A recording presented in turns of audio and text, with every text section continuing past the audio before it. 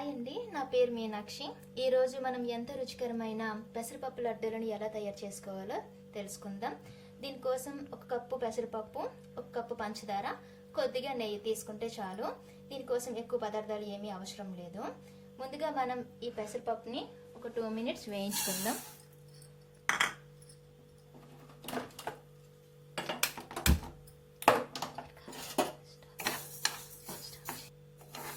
Two minutes వేయించుకున్నాం కదా. ఇప్పుడు స్టవ్ ఆఫ్ చేసి దీంట్లో ఈ పంచదారని మిక్స్ చేసేద్దాం. ఇది కొంచెం చల్లారాక దీన్ని మిక్సీ జార్లో వేసి మిక్సీ పట్టేద్దాం పౌడర్ చేయడానికి. ఇప్పుడు ఇది చల్లగా అయిపోయింది కదా, దీన్ని మిక్సీ గిన్నెలో వేసి మిక్సీ పట్టేద్దాం.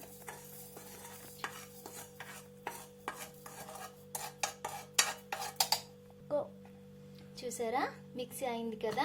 చూడండి ఎంత స్మూత్గా పౌడర్ లాగా తయారైందో. ఇప్పుడు దీనిని మనం కొద్దిగా నెయ్యి వేసుకొని కొంచెం అలా వేడి చేసుకుందాం.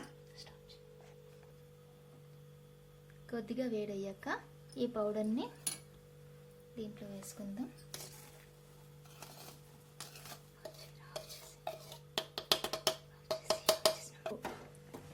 ఇలా నెయ్యిలో ఈ పౌడర్ని వేయించుకుందాం. ఒక 5 మినిట్స్ వేపుకుందాం అండి. పంచదార కొంచెం వేడెక్కి కరగాలి కదా. ఇది ఇలా వేయించుకున్నాం కదా, దీనిలో మరి కొంచెం నెయ్యిని కూడా యాడ్ చేసుకుందాం. టేస్ట్ కోసం నేను 2 ఇలాచీలు కూడా వేసుకున్నానండి. చూసారు కదా, మనం నెయ్యి వేసిన తర్వాత ఇలా చాలాసేపు అంటే ఒక 5 మినిట్స్ కలుపుకుంటే సరిపోతుంది. ఇలా ఉండలు లేకుండా చక్కగా కలుపుకోవాలండి.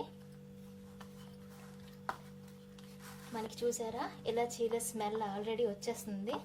దీన్ని మామూలుగా ఏదైనా చిన్న చిన్న ఫెస్టివల్స్లో మన ఇంట్లో వాళ్ళకి రుచికరంగా పెట్టడానికి చాలా బాగుంటుందండి.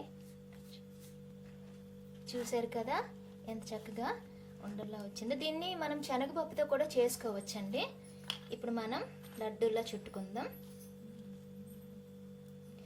కొంచెం వేడిగా ఉన్నప్పుడు చుట్టుకుంటే బాగుంటుందండి.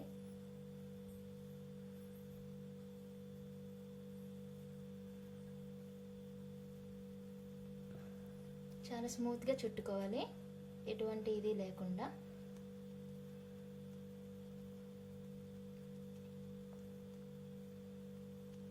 చాలా చక్కగా వస్తాయండి లడ్డూలు. ఒకసారి ట్రై చేయండి మీరు కూడా ఇంట్లో.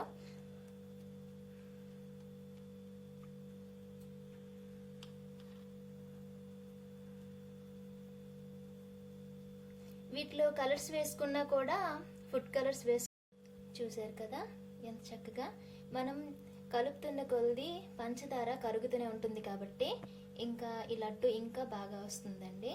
పౌడర్ లాగే ఉండిపోయింది కదా అని మీరు అనుకోవద్దు. కలుపుతూ ఉంటే పంచదార కరుగుతూ లడ్డు చాలా స్మూత్గా వస్తుంది.